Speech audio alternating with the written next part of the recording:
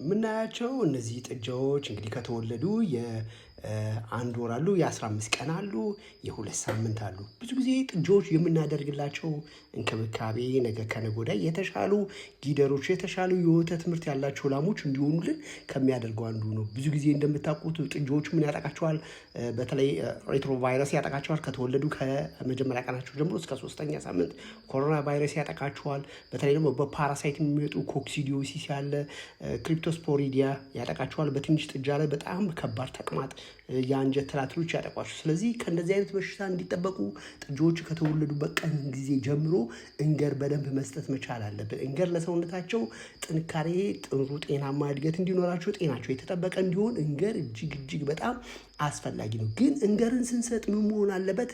በእድሜያቸው በቀናቸው በደንብ መስጠት አለ። ለምሳሌ አንድ ጥጃ እንደተወለደ በመጀመሪያው ቀን ቁመቱን፣ የጨጓራው መጠን፣ ሳይዙን በደንብ አይተን በጠዋቱ ፕሮግራም ላይ አንድ፣ ከሰዓት አንድ፣ ማታ ላይ አንዳንድ ቦታ ላይ ደግሞ እስከ 1:30 የሚችሉ አሉ። ስለዚህ እንገር ላይ በብዛት ለሰውነታቸው አስፈላጊ ነው። በተለይ ጥጃዎች ከተወለዱበት ከላሟ ከላሰቻቸው ከ30 ደቂቃ እስከ 1 ሰዓት ባለው ጊዜ ውስጥ አንቲቦዲ በሽታ ላይ መከላከል አቅማቸው በደንብ እንዲገነባ እንገር እጅግ በጣም አስፈላጊና ጠቃሚ ነገር ነው። ስለዚህ እዚህ ላይ ምን እናያለን? ብዙ ጊዜ ጥጃዎች ምን እናያለን? የፀሐይ ብርሃን ለሰውነታቸው በጣም አስፈላጊ ነው።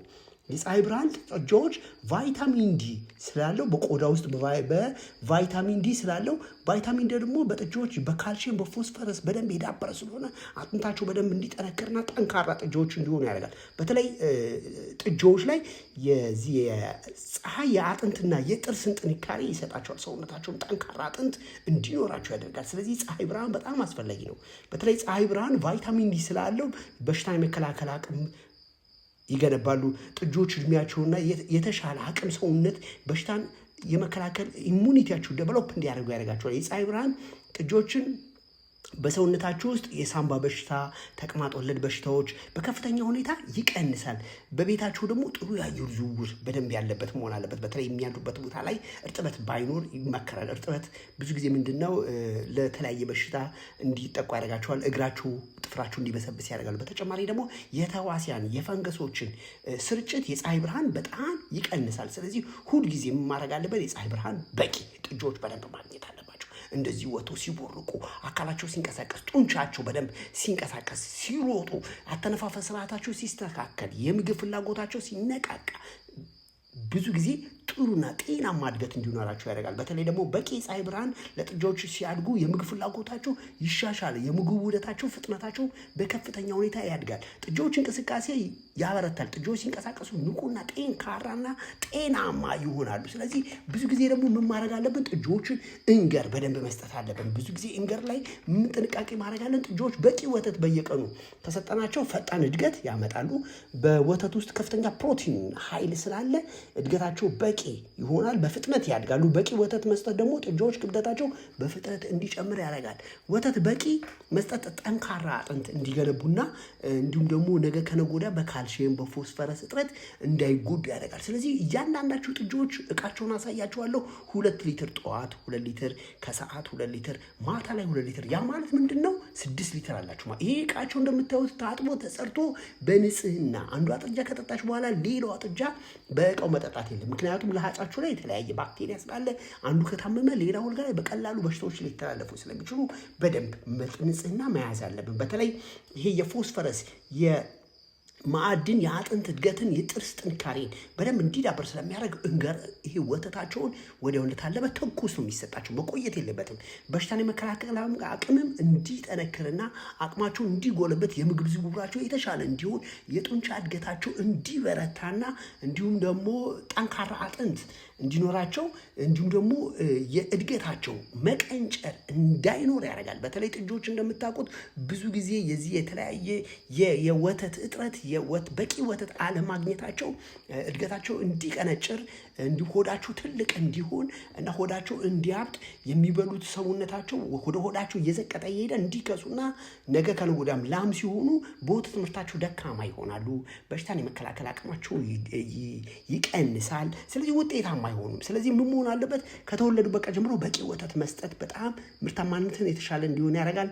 እንዲሁም ደግሞ በሽታን የመከላከል አቅማቸው እንዲገነባ ያደርጋል። በተለይ እንገር ሆዱ ውስጥ ያሉትን ጀርሞችን ያዳክማል። ስለዚህ እንገርን መስጠት ወተትን መስጠት በሆድ ውስጥ ያሉትን የባክቴሪያ እድገቶች በሙሉ እንዲቀንስ ስለሚያደርግ ሁልጊዜ ምን መስጠት መቻል አለብን? ለጥጃዎቻችን በቂ እንገር፣ በቂ ወተት መስጠት፣ በቂ የፀሐይ ብርሃን እንዲያገኙ ማድረግ ጥጃዎች በአግባቡ በትክክል ሰውነታቸው እንዲገነባና ጠንካራ ሆነው እንዲያድጉና እንዲሁም ደግሞ አጥንታቸው ልፍስፍስ እንዳይሆን ያደርጋል። በተለይ ጥጃዎች ብዙ ጊዜ በተለያየ ቦታ ላይ የምናያቸው አንዳንድ የጥጃ ችግሮች አሉ። እነሱን እናያለን።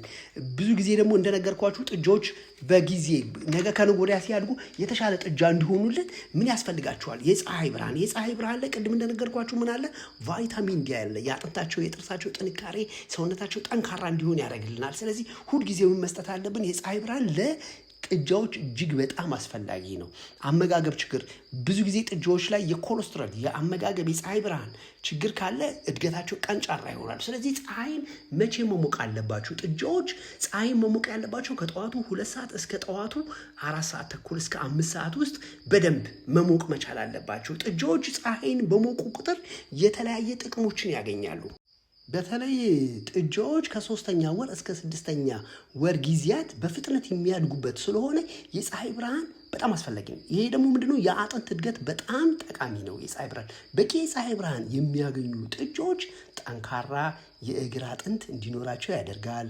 የጀርባ አጥንታቸው ቀጥ ያለ እንዲሁም ደግሞ ምንም ያልሳሳ ይሆናል። ክብደታቸው በደንብ እንዲሸከሙ ያደርጋቸዋል። እንዲሁም ደግሞ የፀሐይ ብርሃን ለምን ጡንቻቸው ነው አጥንታቸው ቅንጅቱ በካልሲየም በበቂ በደንብ የዳበረ ስለሚሆን ጡንቻቸው በደንብ ይሰራል።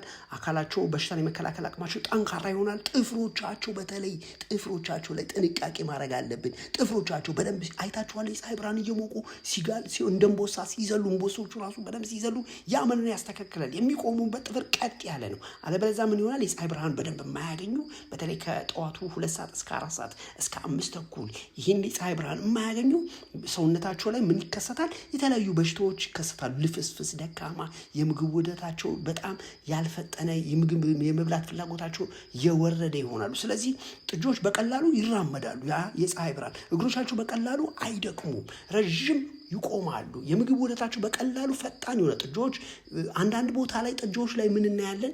ምላሳቸውን የሚያወጡ አሉ። በተለይ ይሄ የሚከሰተው የሶዲየም እጥረትና የፎስፈረስ እጥረት፣ የማዕድን የኮፐር እጥረት፣ የዚንክ እጥረት፣ እነዚህ ነገሮች በብዛት በጄኔቲክ በምግብ ላይ እንደዚህ ነገሮች ካሉ በጣም ጥጆች ምላሶቻቸውን እያወጡ እየጎለጎሉ ሲጨነቁ ታያላችሁ። በብዛት ደግሞ ይሄ እጥረት ካለባቸው ምን ይሆናሉ? በተለይ ጥጆች የዚህ ማዕድን እጥረት በብዛት ጥጆች ላይ ካለ ምን ይሆናሉ? ጥጆቹ አፈር፣ እንጨት፣ ድንጋይ፣ ሌሎችን ነገሮችን ካልበላን ይላሉ። ይሄ ደግሞ በጥጆች እድገት ላይ በጣም ትልቅ ችግር ስለሚያመጣ ጥንቃቄ ማድረግ አለ። ጥጆችን በምንመግብበት ወቅት በቂ ፋይበር ራፊጅ ከሰጠናቸው አካላቸው ምን ይሆናል? ጠንካራ ይሆናል። የምግብ ውዳታቸው የተስተካከለ ይሆናል። እንዲሁም ደግሞ በተለያየ ጊዜ የምናያቸው የምላስ መጎልጎል ችግር ያለባቸውን በብዛት አናይም ማለት ነው። ስለዚህ ሁልጊዜ ምን ማለት ነው? ጥጆቹ ምላሳቸውን የሚያወጡት ሌላው የአፍ መቁሰል ችግር ካለባቸው፣ የድድ መቁሰል እብጠት ካለባቸው፣ የጥርስ ችግር ካለባቸው፣ ጥርሳቸው ከተነቃነቀ ምላሳቸውን እየጎለጎሉ ሊያስቸግሩ ይችላሉ። ስለዚህ ምላሳቸውን የሚያወጡ ጥጃዎች ካሉ አፋቸው ቆስሎ ነው፣ ድዳቸው ቆስሎ ነው፣ ጥርሳቸው ላይ የተከሰተ ችግር አለ ምንድን ነው ብለን በደንብ ማይደም። በተለይ ደግሞ መኗቸውን ከተወለዱ አብዛኞቹ ጊዜ ሴቶቹ ከተወለዱ ከ1 ወር ጀምሮ ምን ይፈልጋሉ? ራፊጅ ደረቅ ሳር ነገር ይፈልጋሉ። እንዲሁም ደግሞ የጥጃ ኮንሰንትሬትድ ይፈልጋሉ። ያ ኮንሰንትሬትድ ደግሞ ምን አለው? በጣም የበለጸገ ስለሆነ እድገታቸው ፈጣን እንዲሆን፣ በሽታን የመከላከል አቅማቸው በደንብ እንዲገነባ፣ እንዲሁም ደግሞ አጥንታቸው ጠንካራ እንዲሆን ያደርጋል። ስለዚህ ጥጆች በቂ ወተት በየቀኑ መስጠት ጥቅሙ ምንድነው? ፈጣን እድገትን ያመጣል። በፕሮቲንና በኃይል የበለጸገ ስለሆነ በሽታን የመከላከል አቅማቸው ጠንካራ ይሆናሉ። ስለዚህ የጥጆችን በምናወጣበት ወቅት አርማታ ላይ መሆን የለበትም። ብዙ ጊዜ ጥጆች በደንብ እንዲዳብሩ ምን መሆን አለበት? የራሳቸውን እበትን ፀሐይ በደንብ ካስመታን በኋላ በደንብ ምን እናደርገዋለን? ሜዳ ላይ እንዘረገዋለን። እዛ ሜዳ ላይ ስንዘረጋው አንደኛ ጥጆቹ አይንሸራተቱም። ሲንሸራተቱ ምን ይሆናል? ጥፍራቸው ያድጋል።